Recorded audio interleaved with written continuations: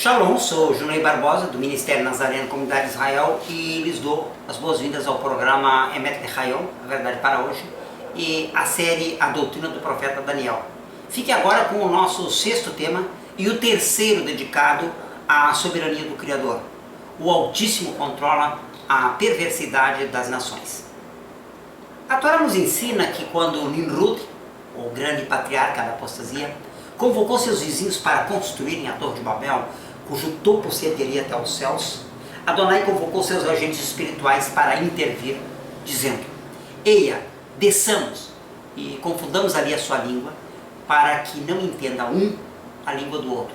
Gênesis, ou Bereshit, capítulo 11, versículo 7.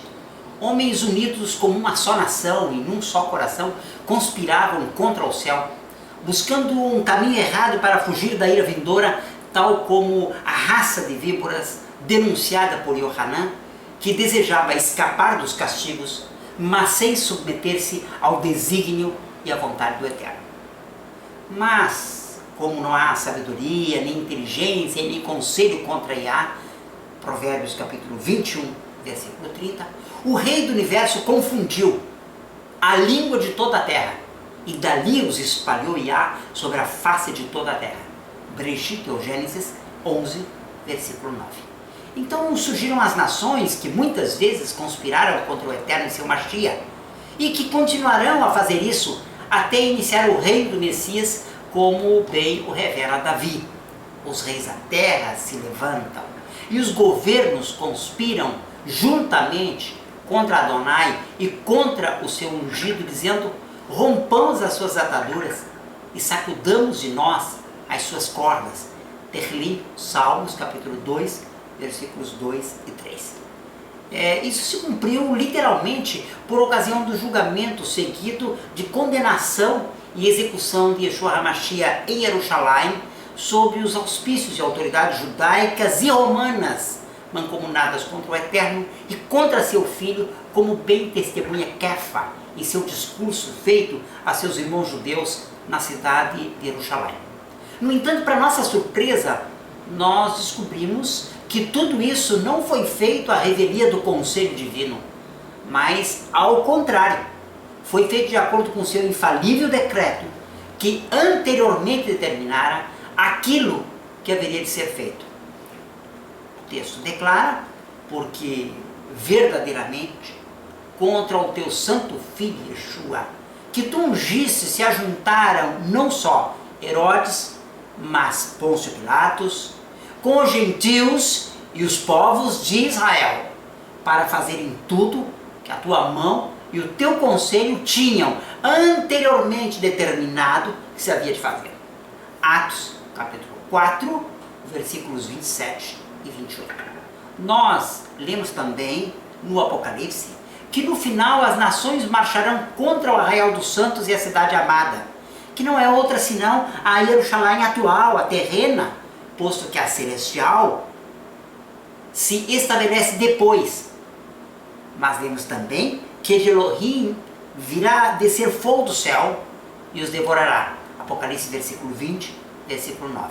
Ou seja, ali se cumprirá finalmente o que está escrito. Toda essa conspiração das nações, que está por decreto do Todo-Poderoso fadada ao fracasso, é também conduzida por ele para a destruição dos perversos. A resposta a essa conspiração universal é: aquele que habita no céu se rirá e zombará deles. Salmos 2, versículo 4. O Altíssimo, que remove reis e estabelece reis, de acordo com Daniel capítulo 2, versículo 21, e cria o ferreiro que assopra as brasas no fogo, é o mesmo que produz a ferramenta para a sua obra e cria o assolador para a destruição. Yeshayahu, ou Isaías, capítulo 45, versículo 7, e também 54, versículo 16.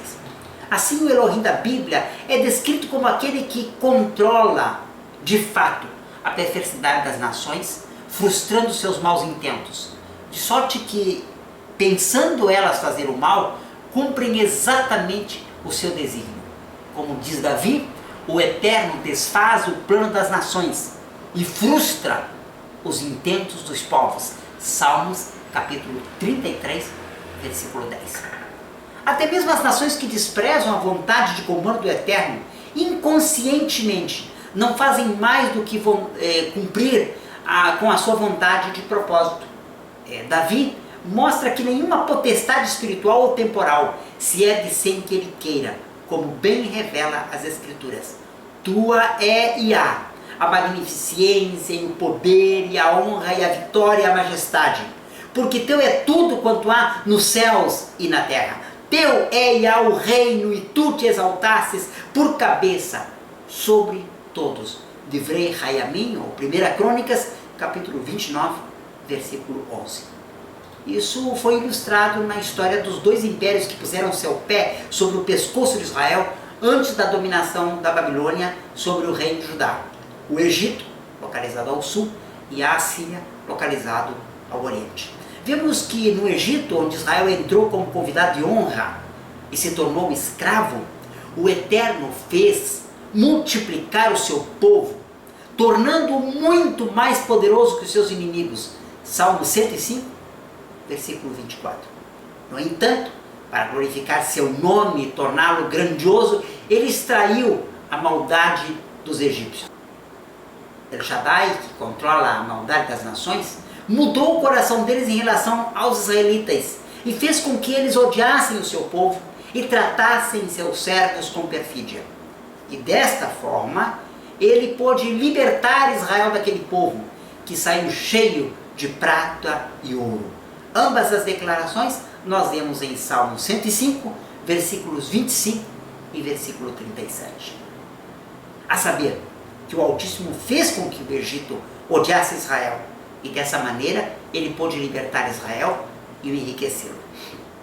Um outro exemplo é Ashur, ou a Assíria, que alcançou o seu apogeu em 730 antes da Era Comum, sob o reinado de Tiglat-Pileser III, o rei que dominou sobre 1.500.000 quilômetros quadrados e sobre terras hoje ocupadas por 14 países. Semitas como os árabes, os caldeus, os israelitas, os lídios e os sírios, os assírios erguidos por Adonai para castigar os povos, receberam dele essa sentença: ai da Assíria, vara da minha ira, em cujas mãos está o bastão do meu juízo. Eu o envio contra uma nação ímpia, contra um povo que me enfurece a cada dia mais, a fim de saqueá-la e despojá-la de todos os seus bens, e para pisoteá-lo como se pisa a lama nas ruas. Yeshayahu, Isaías, capítulo 10, versículos 5 e 6. Bem, ao lermos esse texto, recordamos que 3 reis assírios infligiram grande derrota aos israelitas do Reino do Norte, cuja capital era Shomeron, conhecida por nós como Samaria. Nós temos primeiro Tiglat-Pileser III, que reinou de 745 até 727 antes da Era Comum, e que anexou Israel no ano 738 antes do Messias, destruindo sua independência e fazendo dele apenas uma colônia assíria. Logo nós tivemos Shalmaneser V, que reinou dos anos 727 até o ano 722. Ele sitiou Jerusalém, a sua capital, em 722. E finalmente Sargão II, que reinou do ano 722 até o ano 705 antes da Era Comum. Sargão II levou o povo de Israel ao cativeiro no ano 720.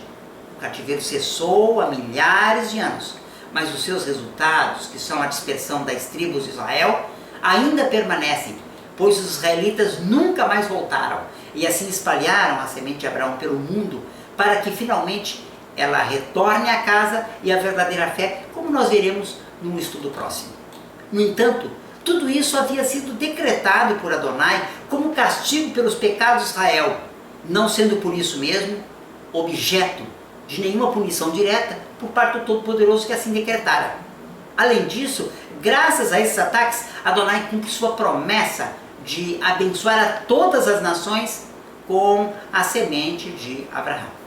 Logo, o ai contra a Síria se deveu não aos ataques impiedosos desses 3 reis assírios contra o malvado reino de Israel. Este ai era o resultado da maldade posterior, realizada por um rei que almejava muito mais do que isso, e que tinha seus próprios planos de conquistar todas as nações ao redor e destruí-las completamente. Yeshayahu, capítulo 10, versículo 7, menciona essas palavras. Nós estamos, pois, falando de Senaqueribe, que não importava em nada com os limites que o Todo-Poderoso lhe impunha ao seu reino, e ele julgava que seu poder era ilimitado e que podia se expandir por todo lado para fazer o que bem lhe parecesse. Ele pensava que podia expandir seu império sobre todos os reinos que desejasse, sem qualquer consideração para com a fidelidade ou infidelidade desses reinos em relação ao Todo-Poderoso. Mas ele estava enganado. Em 701, antes da Era Comum, Senaqueribe, que reinou do ano 705 até o ano 681, justamente na época já de declínio do Império Assírio, se lançou contra o reino de Yehudá, que não lhe tinha sido entregue. Ele sitiou Jerusalém e desprezou o rei do universo, comparando aos deuses vencidos das nações vizinhas de Judá. Como castigo pelo seu destempero e pelas suas blasfêmias, seu exército foi aniquilado às portas de Jerusalém, quando julgava estar certo da sua vitória. O anjo do Elohim vivo, a quem ele afrontara, derrotou o exército e a Síria entrou em queda livre. Então saiu Malach Yahweh e feriu o arraial dos assírios a 185.000 deles. E quando se levantaram pela manhã cedo, eis que todos esses eram corpos mortos. Assim, Senaqueribe, rei da Assíria, voltou e habitou em Nínive. Yeshayahu, Isaías, capítulo 37, versículos 36 e 37. Assim como fez com os assírios, Adonai porá no coração dos povos que rejeitem a verdade, ou que rejeitarem a verdade, que eles venham a amar o engano e que venham a cumprir o seu intento e tenham uma mesma ideia, que deem a vez o seu reino, até que se cumpram as palavras de Elohim, como nós lemos em Gileaná, o Apocalipse, capítulo 17, versículo 17. Assim, de fato, o Altíssimo controla a perversidade das nações. Bem, nós chegamos ao fim de mais uma edição de Emet Lechayon, o programa que traz a verdade para hoje. Não perca nosso próximo estudo, Anjos na Condução das Nações. Que Adonai o abençoe e guarde, que ele faça resplandecer o seu rosto sobre ti e lhe conceda shalom.